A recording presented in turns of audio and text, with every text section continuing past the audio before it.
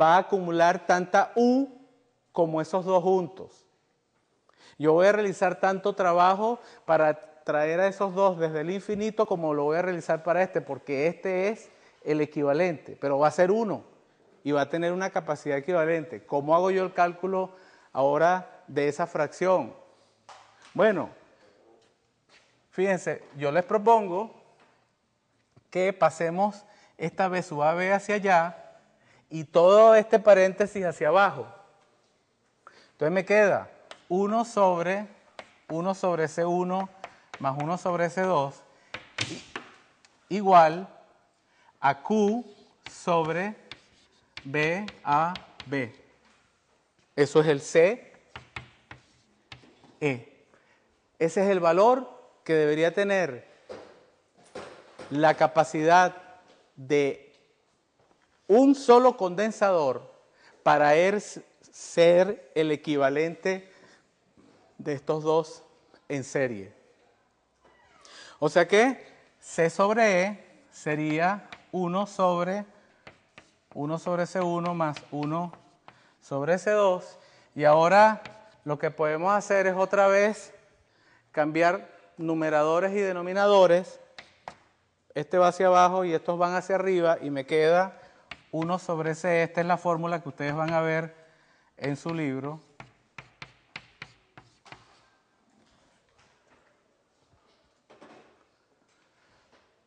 Esa es la fórmula que van a ver en el libro. Si ustedes quieren, por ejemplo, resolver cuánto vale CE, entonces simplemente 1 sobre CE, 1, esto va a ser C1, C2, C2 más C1 y esto les va a quedar CE igual C1 por C2 entre C1 más C2.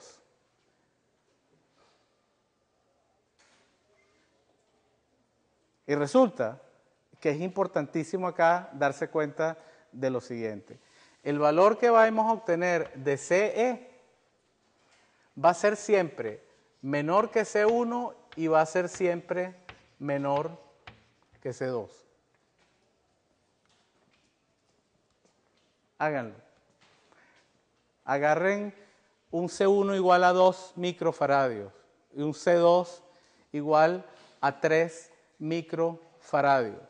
El condensador equivalente va a ser 2 por 3 entre 2 más 3. ¿Cuánto da eso? 2 por 3 entre 2 más 3. 6 quintos. 6 quintos. 6 quintos es 1 punto algo. 1 punto algo es menor que 2 y 1 punto algo es menor que 3. O sea que con un sistema de condensadores en serie lo que estoy es reduciendo la capacidad. Por alguna razón, a lo mejor se agotaron las existencias, ya no hay más importación, es el año 2012, se está acabando el mundo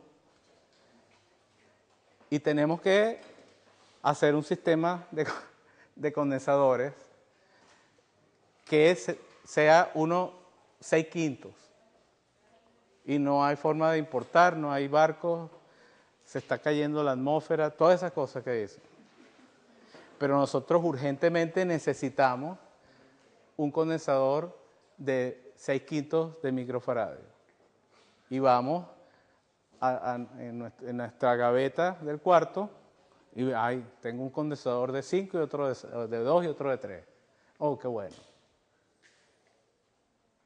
Eso es lo que pasa. Preguntas. Ahora fíjense lo que va a pasar cuando yo coloco a los condensadores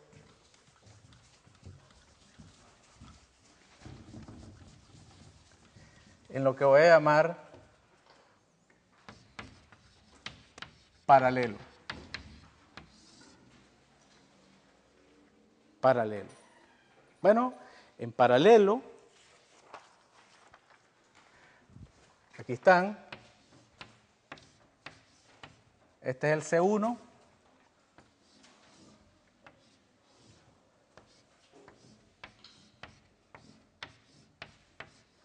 Este es el C2. Y para cargarlos, bueno, les conecto acá, por ejemplo, una pila, borne positivo, borne negativo.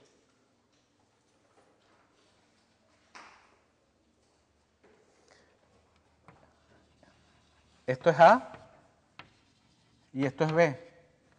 Fíjense el ejercicio que vamos a hacer acá, es el ejercicio de mover los dedos.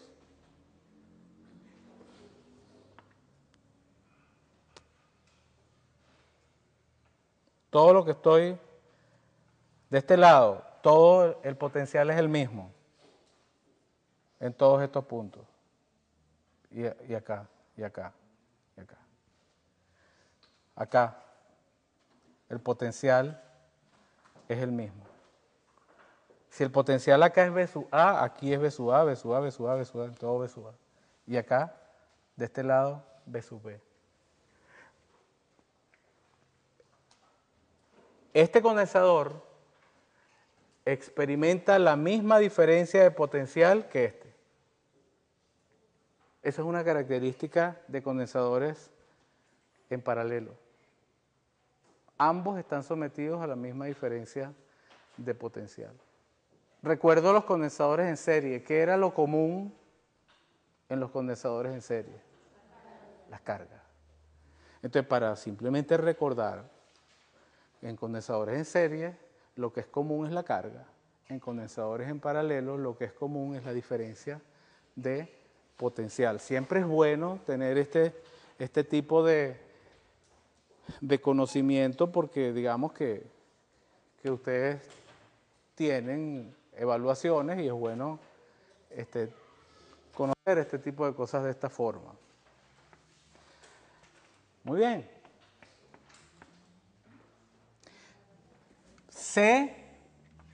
C1 es la carga en el condensador 1 entre la diferencia de potencial que experimenta el condensador 1, que es esta misma diferencia de potencial, o sea, es B sub A, B. C2 es la carga en el condensador 2 dividida entre la diferencia de potencial que experimenta este condensador, que es también B sub A, B. Ellos tienen la misma diferencia de potencial, pero no pueden tener la misma carga acumulada porque tienen distintas capacidades. Si yo puse ahí C1 y C2, estoy suponiendo que en general serán distintas. Entonces yo no puedo colocar aquí la misma carga, tiene que ser distinta. Tienen la misma diferencia de potencial, pero no la misma carga. Entonces de acá, Q1 será igual a C1 por B sub AB y Q2 es C2 por B sub AB. Y fíjense ahora lo que vamos a hacer.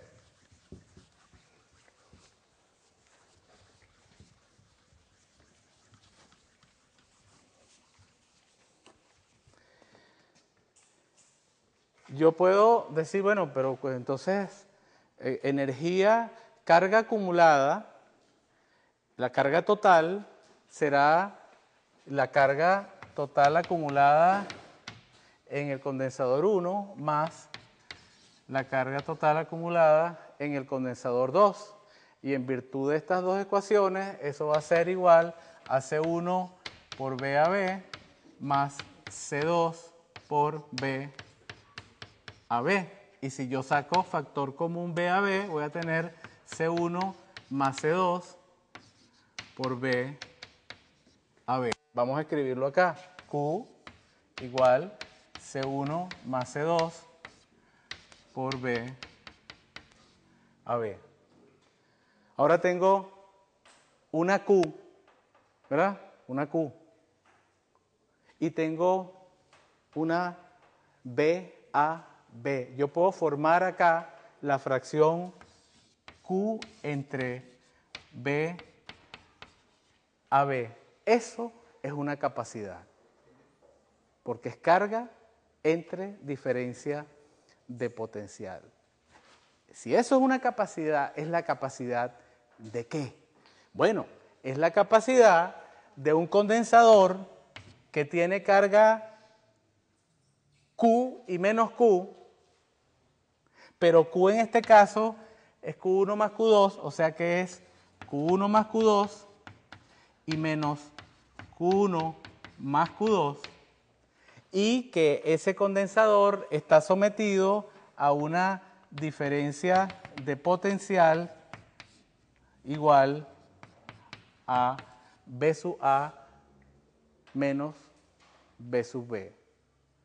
O sea que este condensador hace las veces, reemplaza, es equivalente a este sistema de dos condensadores en paralelo.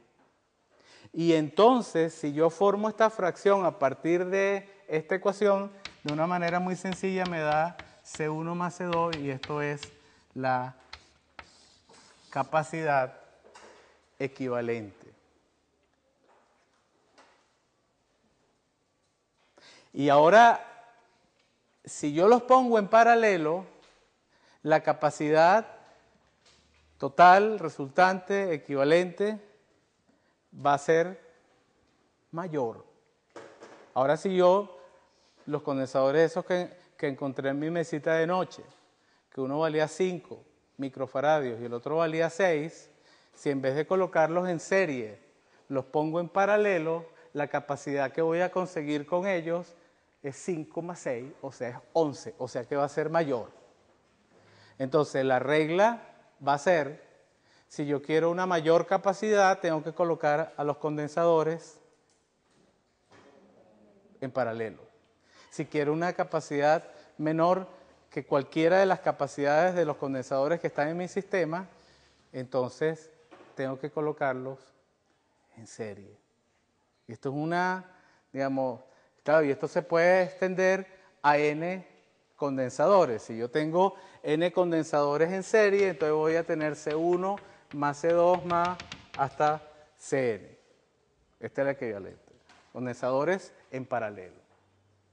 Si los quiero en serie, entonces voy a tener 1 sobre Ce, 1 sobre C1 más 1 sobre C2 más 1 sobre Cn. Y por favor, tengan cuidado al operar con esta fórmula, porque siempre veo muchos errores que no deberían existir. El condensador equivalente es equivalente en todo. Es decir, lo que quiero decir es que la energía que yo puedo acumular en este sistema de estos dos condensadores, U, va a ser la misma que la energía que puedo acumular en su condensador equivalente. Son cosas. Acuérdense que el problema principal de este capítulo es presentarnos unos dispositivos que se llaman capacitores condensadores que acumulan energía, lo cual hay interés científico tecnológico en acumular energía, siempre, siempre. La otra cosa es recordarse de qué cosas son comunes en los condensadores que están en serie y qué cosas son comunes en los que están en paralelo. Lo que es común en los que están en serie es la carga.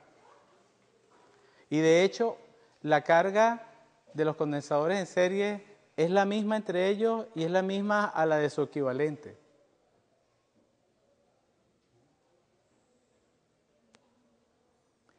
Y con respecto a condensadores paralelos, lo que es común es la diferencia de potencial.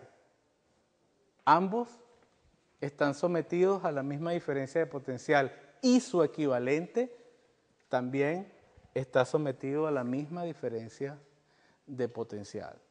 Entonces van a haber situaciones en las que a ustedes se les pueda presentar un sistema de varios condensadores y ustedes se les preguntan, encuentre el condensador equivalente. Y puede ser una combinación de series y paralelos y tienes que ir reduciendo el sistema hasta llegar a uno.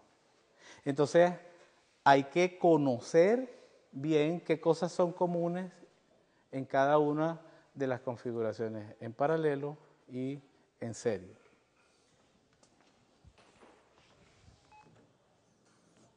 Estamos bien.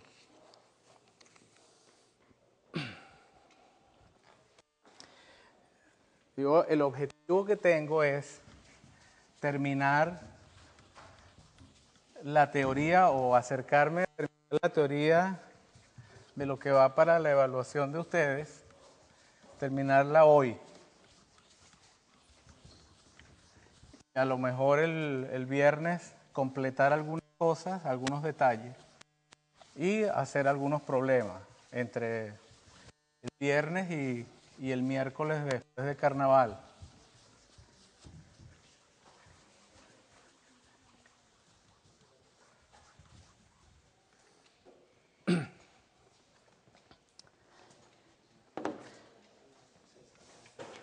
Y para terminar, la parte, digamos, física de este capítulo de condensadores, hay algo que ocurrió con experimentos que hizo el señor Faraday.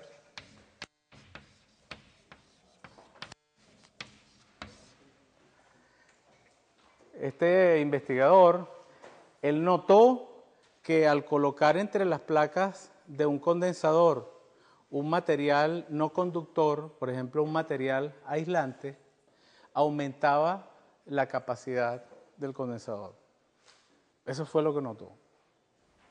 Te repito, Faraday demostró que al colocar dentro, entre las placas de un condensador, material no conductor, material aislante, podría ser, por ejemplo, mica, hay un material que se llama mylar, hay distintos materiales que son, uno los puede considerar aislantes, no son conductores, aumentaba la capacidad de ese sistema.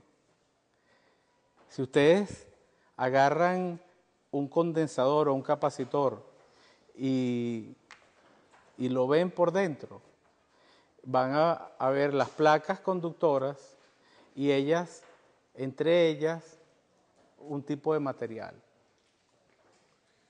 Si es de plano paralelo y si es cilíndrico, también aquí vienen las placas cilíndricas, donde se almacena, por ejemplo, la Q en una placa cilíndrica interna y la menos Q en la placa cilíndrica externa, por ejemplo.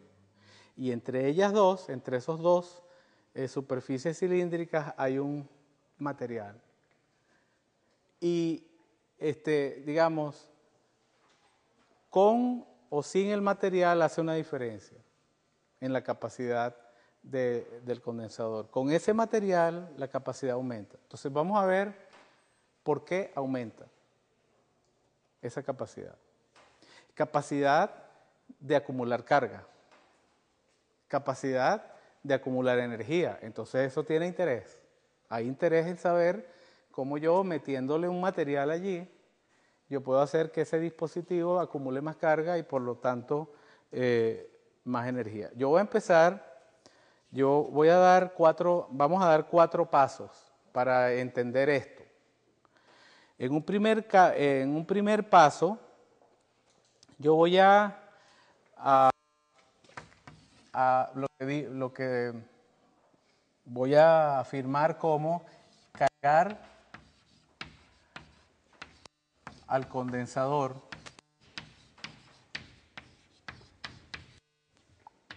con una batería.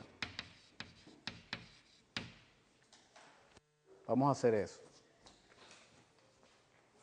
¿Cuál es el esquema de eso? El esquema de eso es, aquí están las placas del condensador. Esto sirve para cualquier condensador. Placas paralelas, cilíndrico, esférico. Conecto esto, borne positivo, borne negativo de una batería. Esto, como entre estos dos puntos hay una diferencia de potencial, generalmente si toma una batería de carro es 12 voltios, entonces entre estos dos puntos va a haber una diferencia de potencial de 12 voltios, por ejemplo. Entonces yo voy a tener, si este punto tiene un potencial mayor que este, yo voy a tener líneas de campo eléctrico que van de mayor potencial a las zonas de menor potencial. Aquí va el campo eléctrico.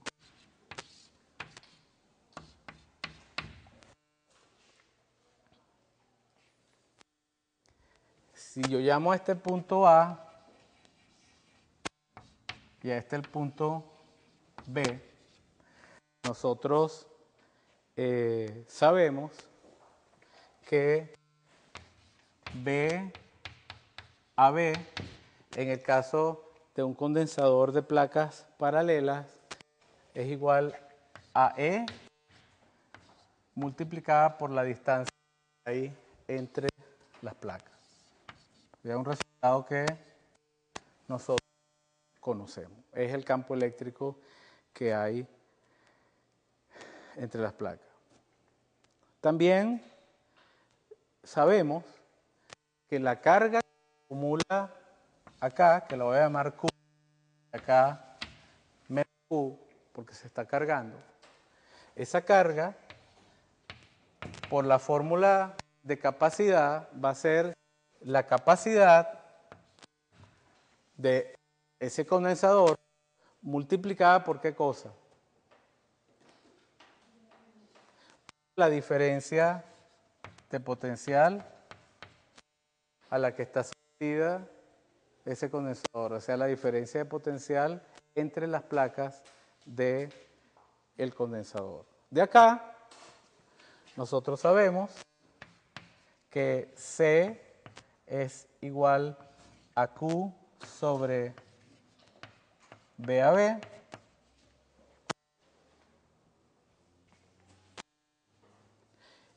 y esto en este caso lo puedo escribir como Q y B a B es E por D.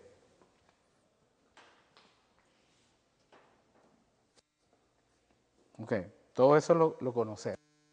Lo que no conocemos es lo que voy a decir ahora. En una segunda etapa, yo voy a aislar al condensador.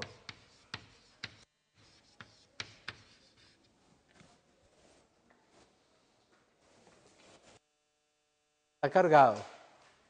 Y ahora lo voy a aislar con su carga. ¿Qué hago? ¿Cómo será la representación de eso? Yo no le estoy pidiendo técnicamente cómo hago, sino cómo sería un dibujo de un condensador con carga, con la carga con la que se cargó, pero aislado. Ajá, sin la batería primero, porque si no está aislado, si está aislado es que no está en contacto con el mundo externo. Entonces está solo. Pero ¿qué hago, por ejemplo, ¿cómo hago? O sea, un material aislante, por ejemplo, acá.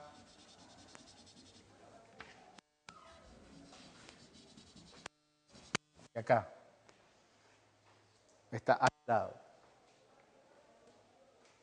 Y aquí, al estar aislado, perfectamente aislado, entonces va a conservar su carga Q y menos Q. Eso es lo que quiere decir. Lo cargo y lo aíslo. Muy bien.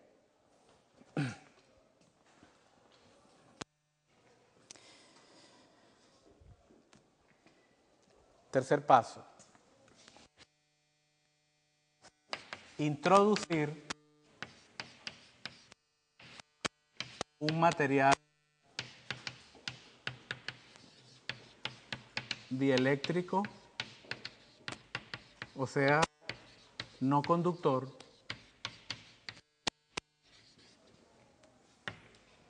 ejemplo, aislante,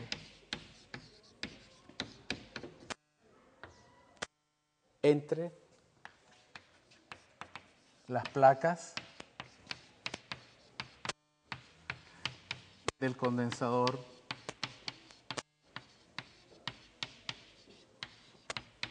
aislado.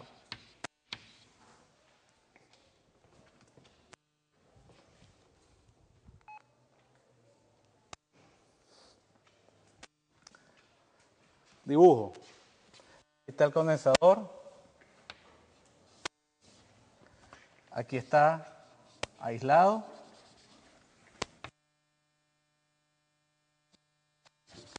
Aquí carga, porque él está aislado.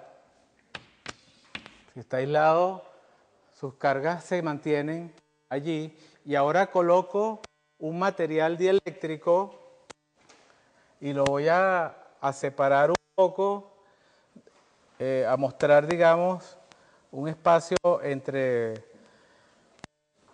las placas para que se vea que es un material que está ahí.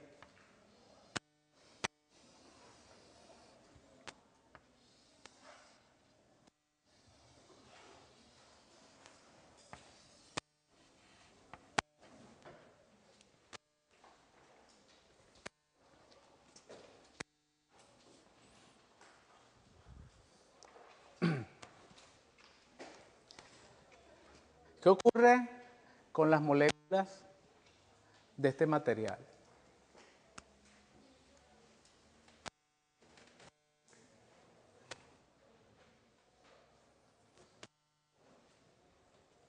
¿Qué ocurre con las cargas positivas, las cargas negativas de estas moléculas? Cuando este material se coloca en un espacio donde hay un campo eléctrico orientado hacia la derecha. Hay una palabra para el efecto, polarización. Cuando una molécula, digamos que la podemos imaginar esférica, que es neutra, tiene tantos electrones como carga positiva, o sea, es neutra. Pero cuando esta molécula se coloca en un campo eléctrico que va así, ¿hacia dónde siente fuerza la carga positiva? ¿A qué es la fuerza de una carga en un campo eléctrico? Q por E. Entonces, las cargas positivas de esta molécula que es originalmente neutra, ¿hacia dónde van a sentir fuerza? Hacia la derecha. Y las cargas negativas de esta molécula que es neutra, van a sentir una fuerza hacia allá. Por lo tanto, va a haber una distorsión de la molécula y las moléculas, la parte negativa, las cargas negativas van a tender a irse hacia la izquierda y las positivas hacia la derecha. ¿Me van siguiendo? Entonces yo acá puedo representar eso. Una fila.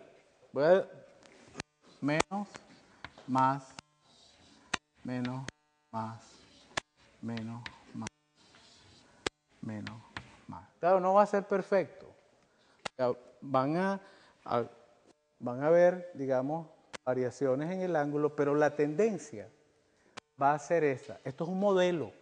Esto es un modelo. Es un modelo. Y fíjense que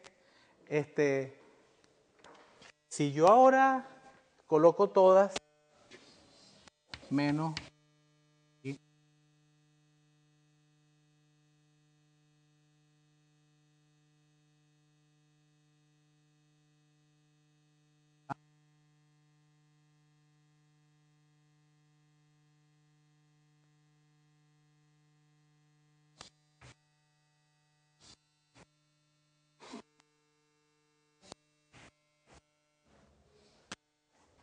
Y ahora fíjense lo que voy a hacer.